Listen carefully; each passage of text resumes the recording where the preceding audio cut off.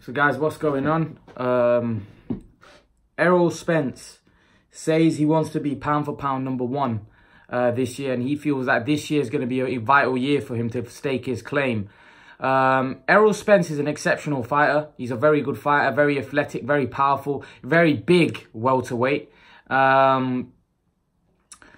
Is Errol Spence, this is going to be Errol Spence's year? Now, Errol Sanchez was recently actually gave an interview, just uploaded maybe an hour ago.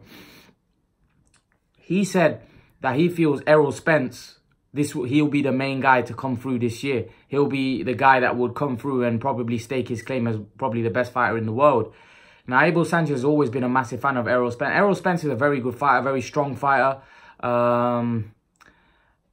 I feel that his resume is quite poor still. I still think he's got a lot to do in the sport before he gets, I think right now it's all the eye test. Yeah, he beat Kell Brook in a fight where he went overseas and won a very good fight, but nevertheless, his resume is still poor. He's got to fight the top level guys. I think Crawford's finally stepping up to a decent level, top level fight in Amir Khan. I think that's going to be a hard fight for him. One that might be a banana skin for him, but I think Errol Spence has fought Lamont Peterson, who was washed up, who was completely finished, and then he obviously fought Kell Brook for the title, which obviously was an impressive win. But I don't think his resume apart from that is good. I think he's had a fairly padded resume. Nothing, Algieri was decent. The way he dealt with Algieri was good, but you expect that from someone like Spence. But I think his resume is not that good. I don't think his resume is that good, and I think the only way Errol Spence will start getting the credit when he fights guys like Thurman, Garcia, Crawford. I think the fight that everyone wants to see is obviously him and Crawford, an exceptional fight. I think Errol Spence is a massive welterweight though. I think he's going to move up to 154, and that might be a breakthrough. He may decide this year to move up to 154. There's obviously rumours around the boxing world that Errol Spence struggles to make weight.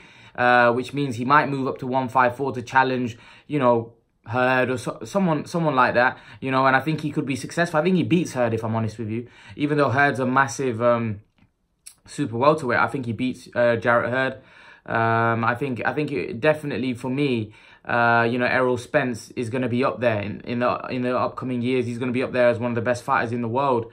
I just think that problem with these fighters, a lot of them get a lot of recognition without actually having achieved a lot. And what I mean by that, they haven't faced the top level guys.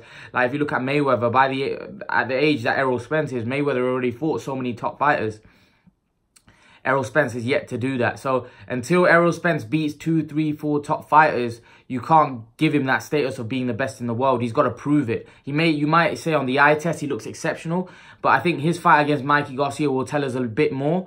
Although we don't know how that fight's going to play out because Mikey Garcia is moving up 2 weight categories to fight a big welterweight. Not just a welterweight, a big welterweight. Not a guy that's moved up to welterweight. A welterweight where he's been a welterweight all his career. He's just a big dude. A guy coming down from 175, 180. So it's difficult. It's difficult to see how Mikey Garcia is going to put a dent in him. And if Errol Spence does blow Mikey Garcia out of the water, they're going to say, well, he was too small anyway.